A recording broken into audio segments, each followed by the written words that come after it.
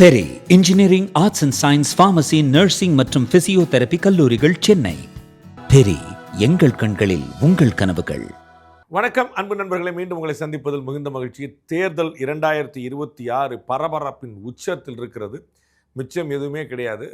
Last peak இன்னைக்கு ஒரு நாள் விட்டால் 21 ஏப்ரல் 21 நாளையோடு ஒட்டுமொத்தமாக தேர்தல் பிரச்சாரம் முடிவடைகிறது. 2 நாட்களில் நீங்கள் உங்களுடைய மிகப்பெரிய ஜனநாயக கடமையை செய்ய இருக்கிறீர்கள், செய்ய வேண்டும் என்று தாழ்மையோடு கேட்டுக்கொள்கிறேன். மறந்துடாமல் வாக்களிங்க. எஸ்ஐஆருக்கு பிறகு ஆட்டோமேட்டிக்காகவே வாக்குப்பதிவு கூடும். அது தாண்டியே மக்கள்கிட்ட ஒரு ஆர்வம் வரணும். நார்மலாக தமிழ்நாட்டில் ஒரு 70% வாக்குப்பதிவு நடக்கும். இந்த எஸ்ஐஆருக்கு பிறகு கேரண்டியாக ஒரு 75லேருந்து ஒரு 77 வரைக்கும் போக வாய்ப்பு இருக்குது. பட் மக்களுடைய மனமும் வாக்களிப்பதன் மூலமாக அது ஒரு 80% தாண்டணும் அப்படிங்கிறது என்னுடைய தனிப்பட்ட அவள். 80-85% மேலே போனால் தான் ஒரிஜினலான ரெப்ரசன்டேஷன் இருக்கும் அப்படிங்கிறது தெரியுது. இன்னொரு முக்கியமான காரணம் இந்த முறை வரக்கூடிய சட்டமன்ற தேர்தலுங்கிறது வலுவான மும்முனை போட்டியை சந்திக்குது.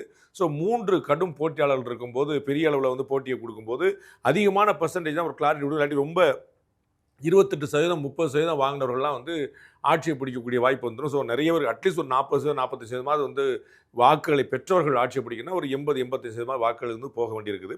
அந்த மாதிரி நீங்கள் யாருக்கு வாக்களிப்பீங்க அப்படிங்கிறத தெரிஞ்சு கொள்றதுக்காக நம்ம சாணக்கியால் தொடர்ந்து நம்ம சர்வே நடத்திட்டே வந்தோம். ஒரு 2 சர்வேயில் நம்ம தினமலர் நாள் இதோடு இணைந்து சர்வே பண்ணோம். அதன் மூலமாக நமக்கு ஒரு பெரிய அட்வான்டேஜ் என்ன கிடைச்சதுன்னா, நிறைய நம்பரில் நம்மளால் சர்வே பண்ண முடிஞ்சுது. தினமலரோட நம்ம இணைஞ்சு பண்ணக்கூடிய 2வது சர்வே அண்ட் ப்ரைம் சர்வே நம்ம பார்க்குறோம். ரொம்ப முக்கியமாக எலெக்ஷனுடைய எட்ஜில் நம்ம இந்த ஏப்ரல் மாதம் நீங்கள் பார்த்துருப்பீங்க. ஏப்ரல் மாதம்னா 17ஆம் தேதி வரைக்கும் நம்ம களத்தில் இருந்திருக்கோம். இன்றைக்கி நம்ம பேசிகிட்டு இருக்கும்போது 20ஆம் தேதி. ஸோ இவ்வளவு லேட்டஸ்ட்டாக நடத்தப்பட்ட சர்வே, வேட்பாளர் அறிவிக்கப்பட்டு பிரச்சாரம் நடந்து தேர்தல் அறிக்கை, தாவேக்காவே தேர்தல் அறிக்கை வெளியிட்டுச்சுன்னா பார்த்துக்கோங்களேன். அந்த அளவுக்கு எல்லாருமே எல்லா வேலையும் முடித்த பிறகு நம்ம களத்தில் போய் நின்று பார்க்குறோம். அப்போ எல்லாத்த பற்றின ஒரு தெளிவான பார்வை, மக்களுடைய என்ன அப்படிங்கிறது ரொம்ப முக்கியமாக நம்ம பார்த்து சொல்லியிருக்கோம். ஸோ இந்த சர்வே க்ளோஸ் டு ஃபேக்ட் அப்படி இருக்கும் அப்படின்னு நம்ம ரொம்ப தினமாக நம்புகிறோம். ஒட்டுமொத்தமாக நம்ம பார்க்கும்போது இந்த முறை சர்வே நடத்தின பார்த்தீங்கன்னா 25,691 வாக்காளர்கள்ட்ட. கடந்த முறை நம்ம இதற்கு முந்தைய தேர்தலில் மார்ச் மாதம் நம்ம கருத்து கணிப்பு நடத்தினோம்.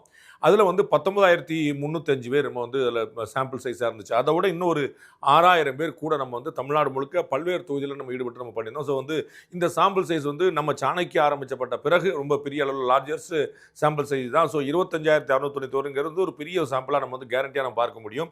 இது எங்கெங்கே நடத்தணும் அப்படின்னு பார்த்தீங்கன்னா, 25 வயதுக்கு கீழே ஒரு டெமோகிராஃபிக்கல் டெனாமினேஷன் சொல்லுவாங்கள்ல, அது எப்படின்னு பார்த்தீங்கன்னா 25 வயது கீழே நம்ம பார்த்தவங்களில் ஒட்டுமொத்த பாப்புலேஷன் நம்ம பார்த்தவங்கள 21%, 25 to 50 வயசு கீழே இருக்கிறவங்க 55% பேரும், 50 வயசுக்கு மேலே இருக்கிறவங்க 24% பேரும். கிட்டத்தட்ட அந்த ஒரிஜினல் டெமோகிராஃபிக் டிஃபரன்ஸ் எப்படி ஏஜ் வைஸாக எப்படி இருக்குதோ அதை மோஸ்ட்லி ரெப்ரசென்ட் பண்ணியிருக்கோம். நாட் எக்ஸாக்ட்லி, பட் இது 20 வயசு கீழே எத்தனை பேர் இருக்கணும், 50 வயசு கீழே எத்தனை பேர் இருக்கணும் அப்படிங்கிற மாதிரி பார்க்கல.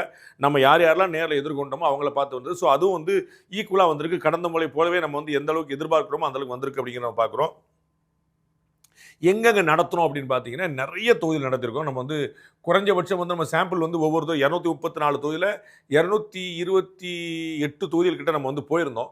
அதில் 150க்கு மேலே ஒரு சாம்பிள் இருக்கக்கூடியது நிறைய பண்ணியிருக்கோம். ஸோ அந்த 150க்கு மேலேயாவது ஒரு தொகுதியில் சாம்பிள் இருந்தால் தான் நம்ம இந்த லிஸ்ட்டில் கொண்டு வரோம். அப்படி பார்த்தீங்கன்னா, அகர வரிசைப்படி அம்பாசமுத்திரம், அம்பத்தூர், அம்பாசமுத்திரம், அரக்கோணத்துலேருந்து ஆலந்தூர், ஆவடி, ராசிபுரம், ராணிப்பேட்டை, ராயபுரம் வரைக்கும், இந்த பக்கம் ஈரோடு கிழக்கு, மேற்கு, உசிலம்பட்டி, எழும்பூர், இந்த பக்கம் கள்ளக்குறிச்சி, கன்னியாகுமரி, காஞ்சிபுரம், இந்த பக்கம் காட்பாடி, அண்ணன் துறைமுகம், கிணத்துக்கடவு, கிருஷ்ணகிரி, கிருஷ்ணராயபுரம், குன்னம், கூடலூர், கெங்கவல்லின்னு எல்லா இடத்துலையும் நம்ம டிராவல் பண்ணி எடுத்துருக்கோம். நம்ம நிறைய தொகுதிகள் இன்னும் கூட ஒரு பெரிய பட்டியல் இருக்குது. கோபிச்செட்டிப்பாளையம் நீங்கள் ரொம்ப பெரிதும் எதிர்பார்க்கக்கூடியது, கோயம்புத்தூர் தெற்கு, வடக்கு, இன்னும் மோஸ்ட் வாண்டட் தொகுதிகள். சங்ககிரிலேருந்து கீழே வரைக்கும் பார்த்தீங்கன்னா சேலம் தெற்கு, சோழிங்கநல்லூர், சோளிங்கர், அப்புறம் தஞ்சாவூர், தளி, தியாகராயனர் எல்லாமே அகர வரிசைப்படி கொண்டு வந்திருக்கோம் பாருங்க. திருப்பரங்குன்றம், திருப்பூர் தெற்கு அண்டு திருமங்கலம், இந்த பக்கம் நாகர்கோயில், நாகப்பட்டினம், நத்தம், மேலே பார்த்தீங்கன்னா திருமையம். நம்ம ரகுபதி அவர்கள் வருவாரா இல்லையா போகிறோம்னு சொல்லிட்டு ஒரு பெரிய பஞ்சாயத்து இருக்கக்கூடிய இடம். திருவள்ளூர், திருவாடனை, இந்த மாதிரி நிறைய தொகுதியில் நம்ம போட்டிருக்கோம். கிட்டத்தட்ட இன்னும் வச்சிருக்கீங்களா? ஓகே. நாங்குநேரி, நாமக்கல், பட்டுக்கோட்டை, பரமத்தி வேலூர், கீழே பூந்தமல்லி அண்டு பெரம்பலூர், பெரம்பூர். ரெண்டுமே பெரம்பூர் உங்களுக்கு தெரியும். ரெண்டுக்கு வித்தியாசம் தெரியுமா உங்களுக்கு? அதெல்லாம் கரெக்டாக தெரிஞ்சிருப்பீங்க. முன்னாடி பெரம்பூரா பழம்பூரான்னு எங்கள் ஊருக்கே நிறைய சொல்லுவாங்க. ஸ்ரீவில்லிபுத்தூரா ஸ்ரீபெரும்புதூரான்னு கன்ஃபியூஸ் ஆவாங்க. அது மாதிரி பெரம்பலூரான்னு கன்ஃபியூஸ் ஆகிட்டு இருப்பாங்க.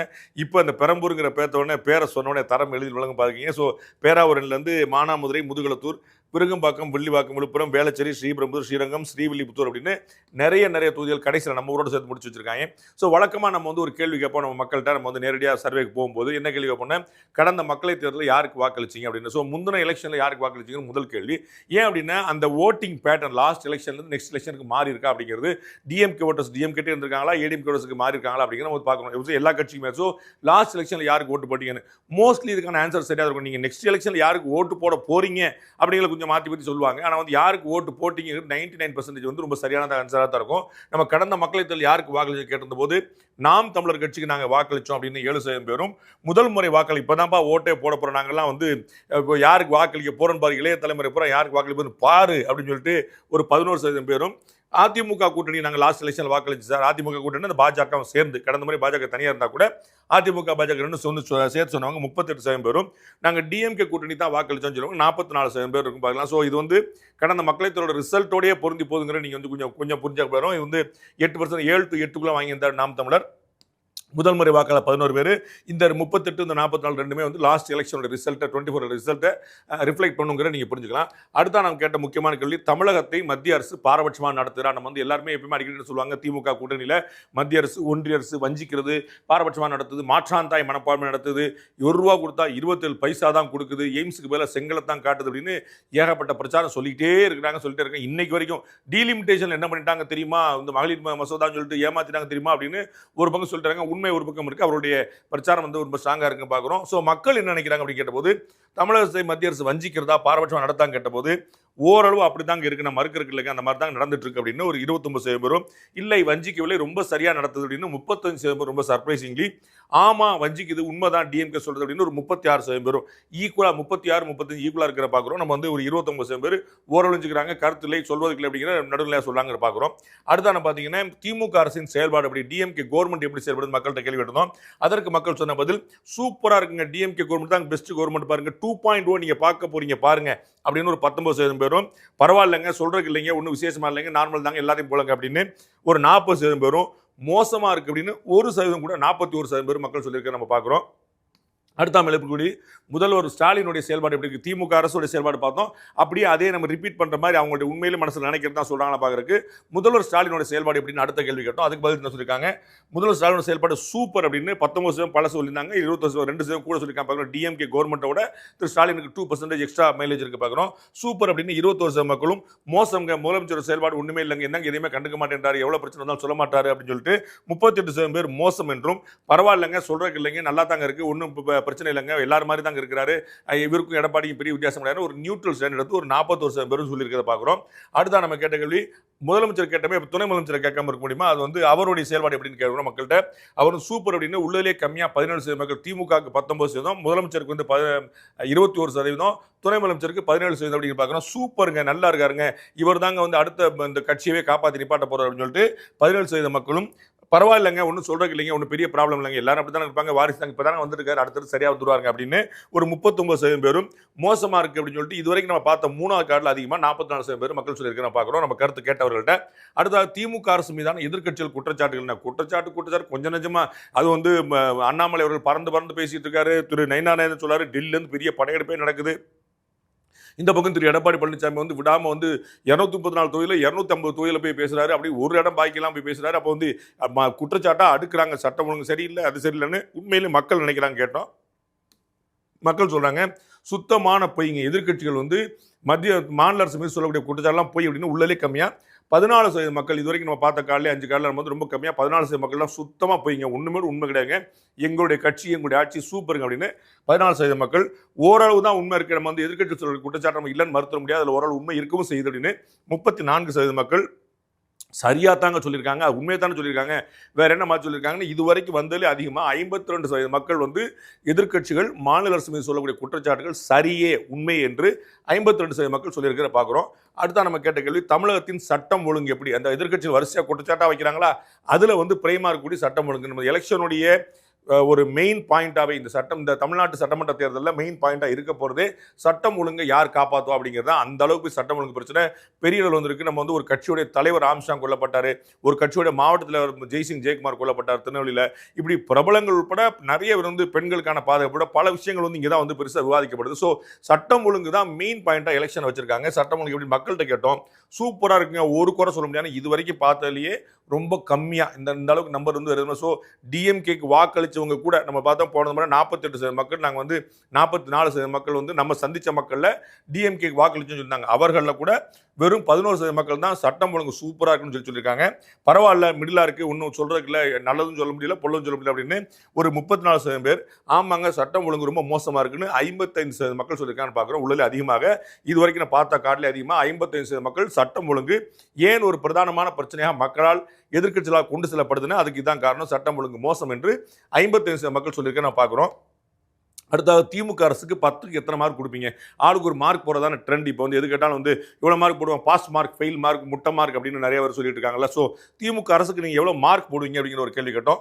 நாங்கள் 10க்கு 10 கொடுப்போங்க, பியூட்டிஃபுல்ங்க, நான் சென்டம்ங்க, தலைவர் வந்து கொடுத்த வாக்கு அத்தனை நிறைவேற்றிருக்காரு அப்படின்னு ஒரு 13% மக்கள் வந்து 10க்கு 10 கொடுப்பேன்னு சொல்லியிருக்காங்க. 0 தான் கொடுப்பேன், ஒன்று முட்டை மார்க் தான். இந்த எப்படிங்க நீங்கள் என்கிட்ட மார்க் கேட்க போச்சு, மார்க்கே கொடுக்க முடியாதுங்க அப்படின்னு ஒரு 29% பேரும் இடைப்பட்ட நம்பர் நாங்கள் வந்து 1லேருந்து 9 வரைக்கும் நாங்கள் வேறு ஏதாவது நம்பர் கொடுப்போம், ஆளுக்கு ஒரு நம்பர் இருக்குன்னு ஒரு 58% பேர் சொல்லியிருக்க பார்க்குறோம். ஸோ மிடிலாக இருக்கக்கூடியவங்க அதிகமாக இருக்காங்க அப்படிங்கிற பார்க்குறோம். அடுத்த நம்ம கேட்ட கேள்வி, திமுக ஆட்சியில் ஊழல் இருக்கிறதா அப்படின்னு கேட்டோம். ஸோ ஊழல் இருக்குதான்னு சொல்லிட்டு எதிர்கட்சிகள் ஊழல் மட்டும்தான் இருக்குன்னு சொல்லியிருப்பாங்க, ஆளுங்கட்சி வந்து ஊழலே இல்லைன்னு சொல்லியிருப்பாங்க. கலைஞர் ஒருக்கு சொன்னார், ஊழல்னா நெருப்பு அப்படின்னு வந்து அவருடைய உதவியாளர் வந்து அவர் சொன்னார். அந்த மாதிரி வந்து ஊழல்ங்கிறது இருக்கா இல்லையாங்கிற ஒரு பிரதான விவாதம் வரும்போது மக்கள் என்ன சொன்னாங்க, ஊழல்ங்கிறது இல்லவே இல்லை அப்படின்னு. இது வரைக்கும் உள்ள சட்டம் ஒழுங்கோட இன்னும் கீழே போய் பார்த்தீங்கன்னா ஊழல் இல்லைன்னா எப்படிங்க சொல்ல முடியும்னு சொல்லிட்டு அப்போ கூட அடம் பிடிச்சி ஒரு 9% பேர் வந்து இல்லைங்க ஊழல் இல்லவே இல்லைங்க, எங்களை பார்த்து நீங்கள் ஊழல் சொல்லாதீங்கன்னு சொல்லிட்டு 9% பேர் சொல்லியிருக்காங்க. எல்லா ஆட்சியும் போல தான் இருக்குது, இங்கே மட்டும் புதுசாக இருக்குது அப்படின்னு ஒரு 42% மக்கள் சொல்லியிருக்காங்க. ஆமாம் ஊழல் இருக்கத்தான் செய்து, மறுப்பதற்கில்லை என்று 49% மக்கள் சொல்லியிருக்க நம்ம பார்க்குறோம். அடுத்த நம்ம கேட்ட கேள்வி, சிறப்பாக செயல்படும் எதிர்கட்சி எது? எதிர்கட்சிகள் நிறையா இருக்குது. அதிமுக இருக்குது, பாஜக இருக்குது, அம்மா மக்கள் முன்னேற்ற கழகம், தமிழ் மாநில காங்கிரஸ் இருக்குது, பாட்டாளி மக்கள் கட்சி இருக்குது, நிறைய கட்சிகள் இருக்குது. இதில் சிறப்பாக செயல்படக்கூடிய எதிர்கட்சி எது? தாவேகா வேற புதுசாக வந்திருக்கு, அண்ணன் நாம் தமிழர் வந்து ஏற்கனவே ரொம்ப நாளாக வந்து இருந்துட்டு இருக்காரு. அப்போ என்ன கணக்கு, யார் வந்து சிறப்பான எதிர்கட்சியாக செயல்படுறான்னு கேட்டோம். இதில் வந்து திமுக உட்பட அத்தனை வாக்களிப்பாங்கிறத மறந்துடக்கூடாது. Peri engineering, arts and science, pharmacy, nursing மற்றும் பிசியோதெரபி கல்லூரிகள், சென்னை. பெரி எங்கள் கண்களில் உங்கள் கனவுகள். ஸோ சிறப்பான எதிர்கட்சியாக அதிமுக தான் செயல்படுது அப்படின்னு 63% மக்களும், தாவேகா செயல்படுது அப்படின்னு ஒரு 19% மக்களும், திரு விஜயோடைய கட்சி, நாம் தமிழர் செயல்படுதுன்னு ஒரு 11% மக்களும், பிற கட்சிகள் எல்லாமே சேர்ந்து அப்படின்னு சொல்லிட்டு ஒரு 7% மக்கள் சொல்லியிருக்காங்க. ஸோ உள்ளே சிறப்பான எதிர்கட்சி எதுன்னு கேட்டால் அதிமுக தான் அப்படின்னு ஒரு 63% மக்கள் சொல்லியிருக்க பார்க்குறோம். இதில் வந்து திமுக காரங்களும் சேர்ந்து அதான் அவங்க சொன்ன கருத்தை பார்க்கணும். என்ன ஏடிஎம்கே இல்லையே, சீமான் இல்லையே, சாரி இவர் திருமாவளவன் இல்லையா நீங்கள் தேடக்கூடாதுக்காக சொல்ல வருது. அதுக்கடுத்து பார்த்தீங்கன்னா சிறப்பாக செயல்படும் எதிர்கட்சி தலைவர் யார்? எதிர்கட்சி எதுன்னு பார்த்தோமா, எதிர்கட்சி தலைவர் யாருன்னு பார்ப்போம் சொல்லிட்டு அடுத்த ஒரு கேள்வி கேட்டோம்.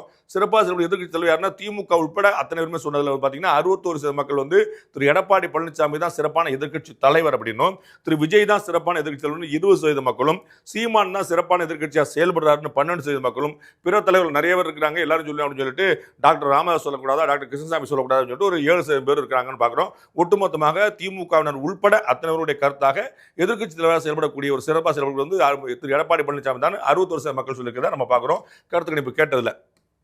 அடுத்தா பார்த்தீங்கன்னா திரு விஜயோட அரசியல் புரட்சி புயல், புதிதாக வந்திருக்கக்கூடிய சுனாமி வந்து அரசியலில் வந்து ஒரு பெரிய மாற்றத்தை ஏற்படுத்தக்கூடியவர். அவர் வந்து எப்படி செயல்படுறாருன்னு மக்கள்கிட்ட கருத்து கேட்டோம். நிறைய முறை கேட்ட கேள்வி தான்.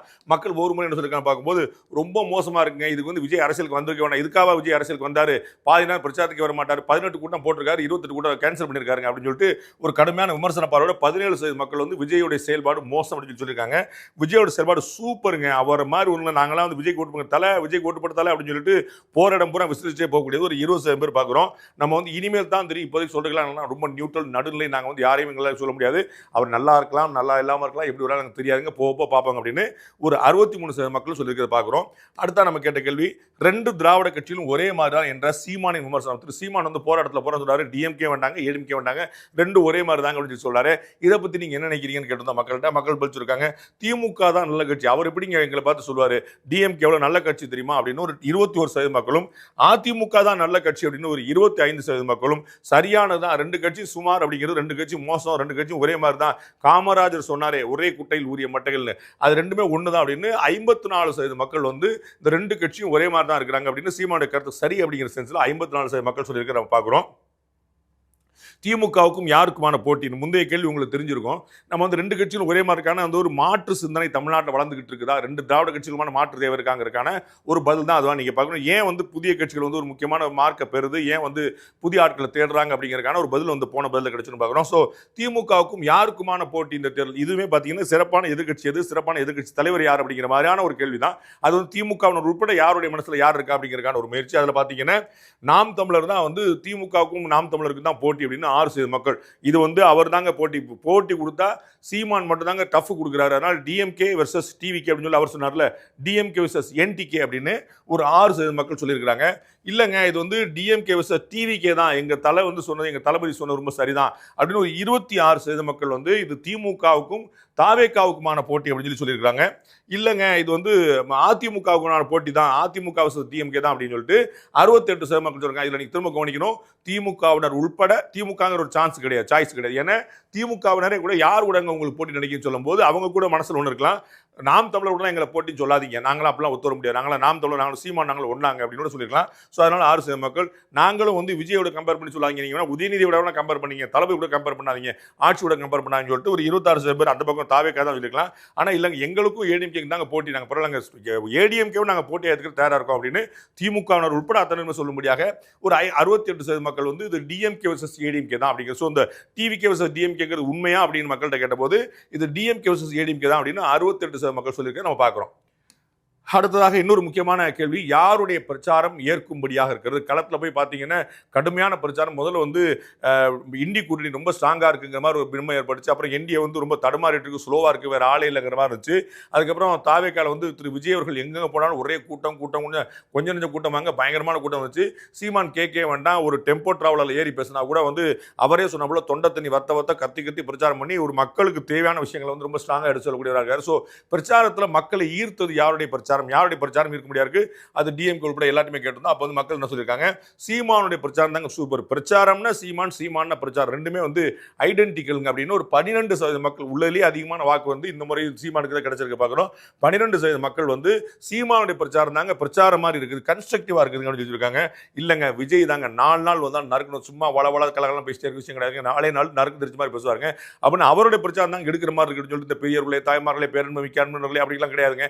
நேராக வந்தோமா தஞ்சாவூர் கூட்டத்தில் பேசணுமா, வேலூர் கூட்டத்தில் மறந்த கூட தஞ்சாவூர் கூட்டத்தில் பேசணுமா, நீட்டாக பேசிட்டு இருக்காருங்க, ஸ்மார்ட்டாக பேசிட்டு இருக்காங்க அப்படின்னு ஒரு 22% மக்கள் வந்து விஜய் பிரச்சாரமே ஏற்க முடியாதுன்னு சொல்லியிருக்காங்க. ஸ்டாலின் பிரச்சாரம் தாங்க நல்லா இருக்கு, அமெரிக்கா இருக்காரு, நாங்கள் யாருக்கும் ஏற்க மாட்டோம், பணம் காட்டு நிறைய பழைய விஷயங்கள் வரைக்கும் புது விஷயங்கள் வரைக்கும் ரொம்ப ட்ரெண்டியாக பேசுகிறார், பல விஷயங்கள் பண்ணியிருக்காருன்னு 31% மக்கள் வந்து திரு ஸ்டாலினுடைய பிரச்சாரம் தான் ஏற்க முடியாதுன்னு சொல்லியிருக்காங்க. திரு எடப்பாடியோட பிரச்சாரம் ஏற்க முடியாது 35% மக்கள் சொல்லியிருக்காங்க.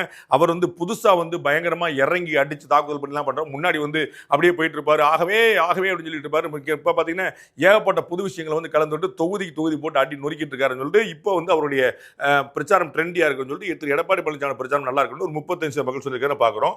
அடுத்த நம்ம எழுப்பிய கேள்வி, வாக்குறுதியை நிறைவேற்றியது எந்த கட்சி நீங்க நம்புறீங்கன்னு ஒன்று இருக்குல்ல, ஒரு ட்ரஸ்ட் ஃபார்ம் ஆகல, இது எல்லாமே நீங்க பார்த்துருப்பீங்க, போன கார்டு இந்த கார்டு எல்லாமே அப்படின்னா நீங்க யாருக்கு வாக்களிப்பீங்க அப்படிங்கிறத வேற மாதிரி கேட்கறது தான், இதுதான் அதோட ஐடியா. அப்போ வேற மாதிரி கேட்டு எல்லாத்துலையும் கரெக்டாக பதில் சொல்றாங்களா பார்த்தா தான் நம்ம வந்து அந்த சிபாலஜிக்கலாக பின்னாடி எடுப்போம் அப்படிங்கிறதுக்காக. அப்போ நம்ம வந்து யாரை நீங்க நம்புறீங்க, யாருடைய பிரச்சாரம் நல்லா இருக்கு அப்படிங்கிற ஒரு பாயிண்ட், அதில் கூட கொஞ்சம் நியூட்ரலா சொல்லலாம். நம்ம வந்து நான் வந்து ஓட்டு போறது ஒரு டிஎம்கே ஓட்டு போடுவேன், ஆனால் பிரச்சாரம்னா சீமான் தாங்கன்னு சொல்லுவோம், அந்த இடத்துல மாறலாம். அடுத்தா நமக்கு யாரை நீங்க நம்புறீங்க, யார் வாக்குறுதி கொடுத்தா நம்பலாம், தேர்தல் வாக்குறுதி எல்லாரும் தான் கொடுக்குறாங்க, யார் கொடுக்குற வாக்குறுதி நம்புவீங்கன்னு அடுத்த கேள்வி கேட்குறோம். ஒரு மூடு அறிஞ்சுக்கிறதுக்காக மூடு மேப்பிங் அதை சொல்லுவோம். அது வந்து நாம் தமிழருடைய வாக்குறுதி தாங்க நம்புவோம் அப்படின்னு சொல்லிட்டு இதில் பார்த்தீங்கன்னா உள்ளே கம்மியாக 6% போயிருக்கு. போன முறை பார்த்தீங்கன்னா யாருடைய பிரச்சாரம் ஈடுபடுது அப்படின்னா 12% இருக்கும். இப்போ யாருடைய தேர்தல் வாக்குறுதினா 6% குறைஞ்சிருக்கு. ஆக்சுவலாக பார்த்தீங்கன்னா தேர்தல் வாக்குறுதியில் நாம் தமிழர் தேர்தல் வாக்கு தான் ரொம்ப கன்ஸ்ட்ரக்டிவாக இருக்கும். ஆனால் வந்து யாருடைய வாக்குறுதியை நீங்கள் நம்புறீங்கன்னு கேட்கும்போது யார் வாக்குறுதியை நிறைவேற்ற முடியுங்கிற கேள்வி வந்தது. அப்போ யார் ஆட்சிக்கு வருவாருங்கிற விஷயமும் சேர்ந்து வருது. அதனால உள்ளே கம்மியாக போர் பெர்ஃபார்மன்ஸ் 6% மக்கள் தான் நாம் தமிழருடைய தேர்தல் வாக்குறுதி நிறைவேற்றும் அப்படின்னு நம்புறாங்க.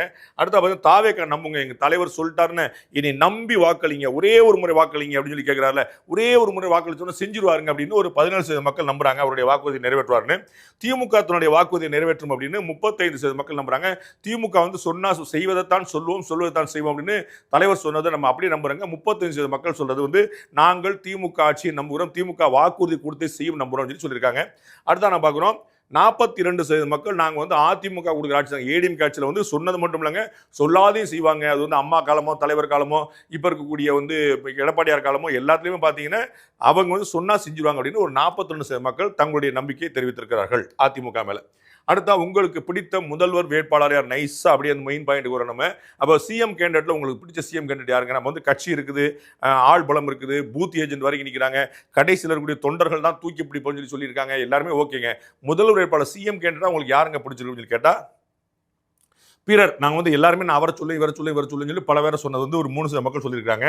நாங்கள் சீமானை தான் முதல்வர் வேட்பாளர் அந்த சீட்டில் உட்கார வைக்க வேண்டியது வந்து நான் அடுத்த தலைமுறைக்கான தலைவர்னு சீமான் தான் சொல்கிறார். அதனால் அடுத்த தலைமுறை எட்டி பார்த்தா ஒரு 8% பேர் வந்து பார்த்தீங்கன்னா நாங்கள் வந்து சீமானுக்கு தான் முதல்வர் வேட்பாளர் நாங்கள் பார்க்க விரும்புகிறோம் அப்படின்னு ஒரு 8% பேர் சொல்லியிருக்காங்க. அடுத்தாங்க விஜய் தாங்க முதலமைச்சர் கேண்டிடேட் யாரும் உட்கார முடியும், நாங்கள் எவ்வளோ படத்தில் பார்த்துருக்கோம், அவர் அந்த சேரில் உட்கார்ந்தாங்க சேரில் உட்கார்ந்த மாதிரி இருக்கும் அப்படின்னு சொல்லிட்டு ஒரு 22% மக்கள் வந்து விஜய் தான் முதலமைச்சர் கேண்டிடேட் சரியான தகுதி வாய்ந்த சாய்ஸ் அப்படின்னு சொல்லியிருக்காங்க. முதலமைச்சர் கேண்டிடேட் 31% மக்கள் வந்து சிஎம் கேண்டிடேட்னா அது வந்து ஸ்டாலின் தாங்க, மற்றெல்லாம் இப்போ வந்தவங்க அப்புறம் வந்தவங்க எதேச்சியா வந்தவங்க, ஆனால் அந்த சீட்டுக்கு வருவார்னு எதிர்பார்த்து வந்தது வந்து ரொம்ப நாள் காத்திருந்து வந்தது திரு ஸ்டாலின் தான். அதனால் 31% மக்கள் வந்து ஸ்டாலின் தான் முதலமைச்சர் கேண்டிடேட் பெஸ்ட் சாய்ஸ் அப்படின்னு சொல்லியிருக்காங்க. இல்லைங்க திரு எடப்பாடி பழனிசாமி தான் சிஎம் கேண்டிடேட் நல்ல சாய்ஸ் அப்படின்னு ஒரு 5% கூடுதலாக 36% மக்கள் வந்து திரு எடப்பாடி பழனிசாமி தான் சிஎம் கேண்டிடேட்டுக்கு ஒரு பெஸ்ட் சாய்ஸ் அப்படின்னு அதிமுக உட்பட பலர் வந்து 36% மக்கள் திரு எடப்பாடி பழனிசாமி தங்களுடைய முதலமைச்சர் கேண்டிடேட்டாக பார்க்குறாங்கன்னு பார்க்குறோம். அடுத்தது 4 முனையில் எது பலமானது? ஒரு 4 முனை போட்டி, ஒரு 7 முனை போட்டி ஆக்சுவலாக சொல்லணும். ஒரு பக்கம் டாக்டர் கிருஷ்ணசாமி, ஒரு பக்கம் பண்ருட்டி வேல்முருகன், ஒரு பக்கம் வந்து சின்னமாண்டு டாக்டர் ஐயா, அதுக்கப்புறம் வந்து நாம் தமிழர், அதுக்கப்புறம் வந்து தமிழக வெற்றி கழகம், அதுக்கப்புறம் அதிமுக, அதுக்கப்புறம் திமுகன்னு மொத்தம் 7 அணி இருக்கிறத பார்க்குறோம். ஆனால் 4 முனைன்னு பாரபட்சமாக போட்டிருக்காங்க. ஒரு கடுமையான போட்டி வச்சுன்னா இந்த 4 முனையில் எதுங்க ஸ்ட்ராங்காக இருக்குது அப்படின்னு சொல்லி கேட்டோம்னா திரு சீமான் கூட சேர்த்துரு 4 முனையில் எது பலமானது கேட்டோம்னா நாம் தமிழர் கட்சியுடைய தாங்க பலமானது. நாங்கள் வந்து சின்ன கட்சியாக இருந்தாலும் மூர்த்தி சிறிதானாலும் கீர்த்தி பிரிது பாருங்க, நாங்கள் எப்படி நாங்கள் வந்து பயங்கரமாக டைம் பாம் மாதிரி எப்படி வெடிக்கிறோம் பாருங்க, வெடிக்க வேண்டிய நேரத்தை எப்படி வெடிக்கிறோம் பாருங்கன்னு ஒரு 5% மக்கள் உள்ளதே பலமான அணி, பலமான கட்சி, பலமான கூட்டணி, பலமான வெற்றி பெற வாய்ப்புள்ள கட்சி வந்து நாம் தமிழர் தான் ஒரு 5% மக்கள் சொல்லியிருக்க பார்க்குறோம். அடுத்த நம்ம தாவேக்கா தான் அப்படின்னு சொல்லி நாம சந்திச்சதுல 19% மக்கள் வந்து தாவேக்கா தாங்க 4 முனை போட்டியிலே பலமான போட்டி ஏற்படுத்த போது அவங்க தான் பாருங்க ஒரு பெஞ்ச் மார்க் கிரியேட் பண்ணி அப்படியே லெஃப்ட்ல போட்டு ரைட்ல போட்டு எப்படி இண்டிகேட்டர் போட்டு போறாங்க பாருங்க அப்படின்னு ஒரு 19% மக்கள் சொல்லியிருக்க பார்க்குறோம். அதே மாதிரி அதிமுக கூட்டணி தான் பலமா இருக்குது, கூட்டணினா அவங்க தாங்க அதில் ஒன்று குழம்பு 4 முனை போட்டியில் ஏடிஎம்கே தாங்க சூப்பர்னு 37% மக்கள் சொல்லியிருக்க பார்க்குறோம். இல்லைங்க திமுக கூட்டணி தாங்க பலமா இருக்கு, 4 முனையில் வந்து பலமான அணின்னு பார்த்தீங்கன்னா திமுக தான். பாருங்க தேமுதிக உட்பட எவ்வளவு பேர் உள்ள சேர்த்து வச்சிருக்காரு, கமலஹாசன் இருக்காரு, ஒன்று தியாக சிம்மல்ல வந்து ஒருத்தர் பாக்கி கிடையாது, எவ்வளவு பேர் உள்ள இருக்காங்க அப்படின்னு ஒரு 39% மக்கள் வந்து திமுக கூட்டணி தான் பலமான கூட்டணிங்கிற கதை சொல்லியிருக்காங்க. எவ்வளவு நியூட்ரலா சொல்லியிருக்காங்க பாருங்க மக்கள். அடுத்த பார்க்க வேண்டியது இன்று தேர்தல் நடந்தால் யார் வெற்றி பெறுவார்? அடுத்த கேள்வி நைஸ் அப்படின்னு நகரம். நம்ம முக்கியமான கேள்விக்கு முந்தின கேள்விக்கு நகரம். இன்னைக்கு தேர்தல் நடந்தால் யார் ஜெயிப்பாங்க? இப்போ யாருக்கு ஓட்டு போடுவீங்கிறது தனி கேள்வி, யார் ஜெயிப்பாங்கிறது ஒப்பீனியன் கேட்குறது. அதன் மூலமா நம்ம வந்து கேட்டு போட்டு வாங்குறதா கேட்டு வாங்குறது வேற ஒன்றுமே இல்லை.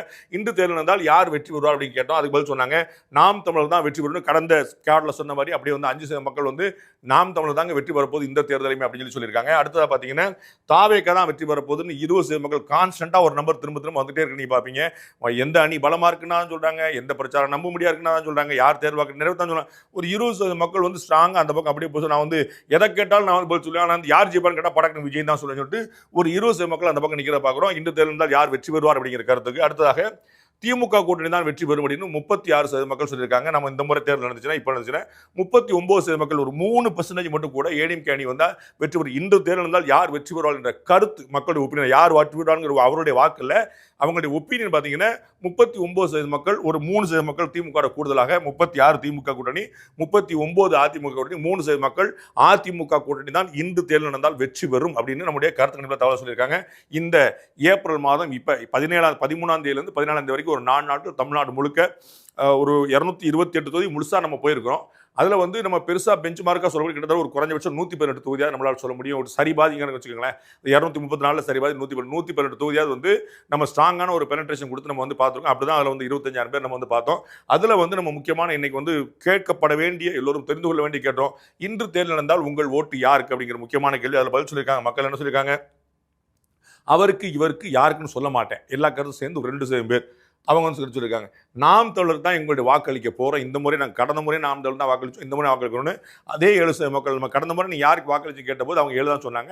இந்த முறை பார்த்தீங்கன்னா அதே 7 தான். அந்த 7 வந்து நாம் தமிழர் வாக்கு அப்படியே இருக்கு, பிரிஞ்சு போயிடுச்சு, விஜய் உடச்சிருவாரு பிரிச்சுருவாருன்னு சொல்லும்போது அவருடைய வாக்குகளை தக்க வைக்கிறார் அப்படிங்கிறது தெரியுது. 7% மக்கள் வந்து நாம் தமிழர் தான் வாக்களிப்போம், இன்று தேர்தல் இருந்தால் என்னுடைய வாக்கு நாம் தமிழருக்கு அப்படின்னு மக்கள் சொல்லியிருக்கிற பார்க்குறோம். 7% பேர் தாவேகாவுக்கு தான் எங்களுடைய வாக்குன்னு இதுவரைக்கும் நாம் வச்ச சர்வேயிலே ரொம்ப அதிகமான நம்பர் நம்ம பார்த்தோம்.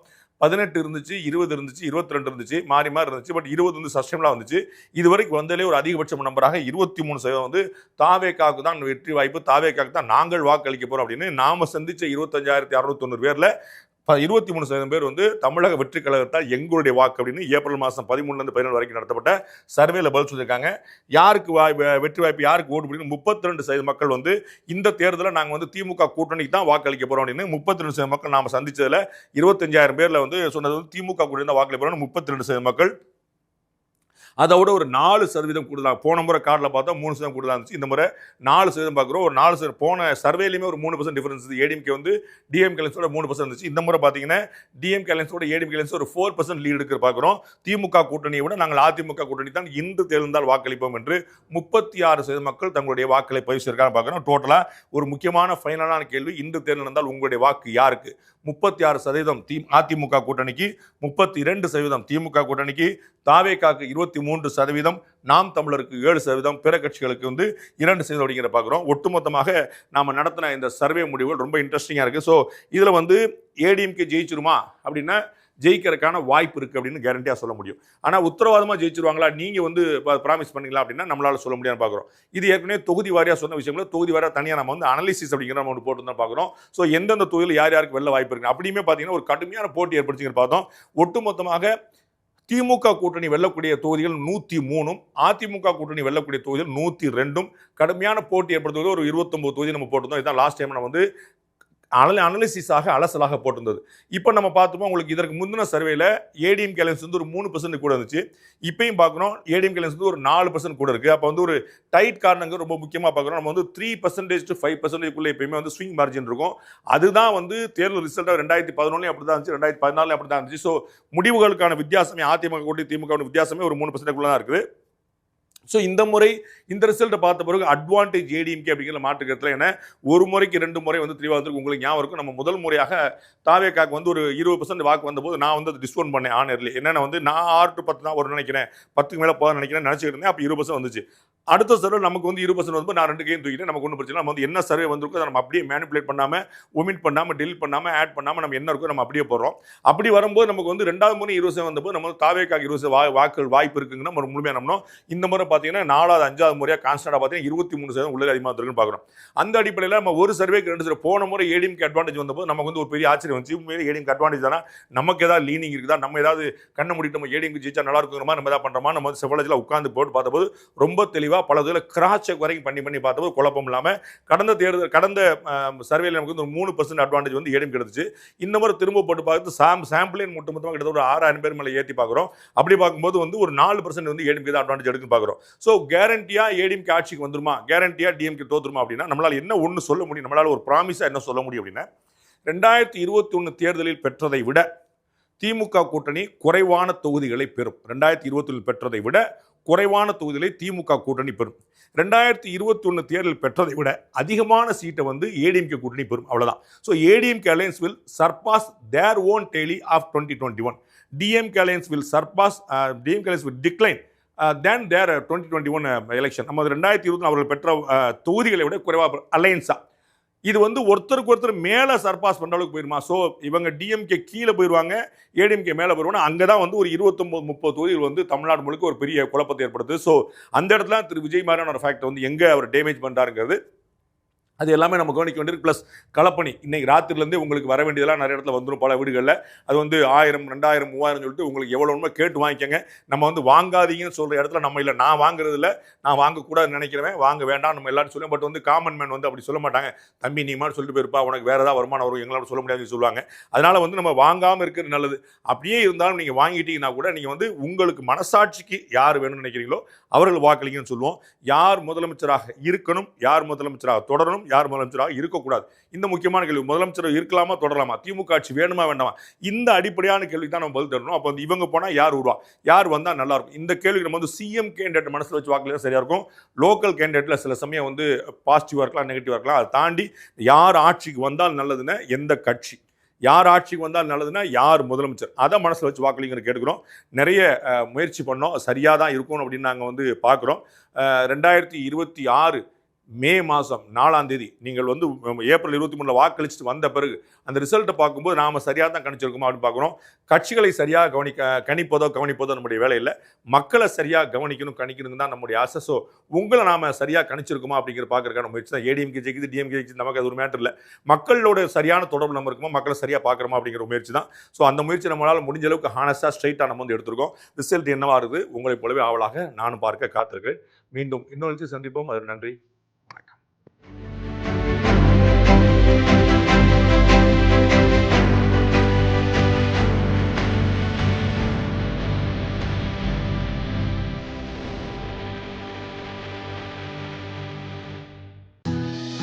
பெரி engineering, arts and science, pharmacy, nursing மற்றும் பிசியோதெரபி கல்லூரிகள், சென்னை. பெரி எங்கள் கண்களில் உங்கள் கனவுகள்.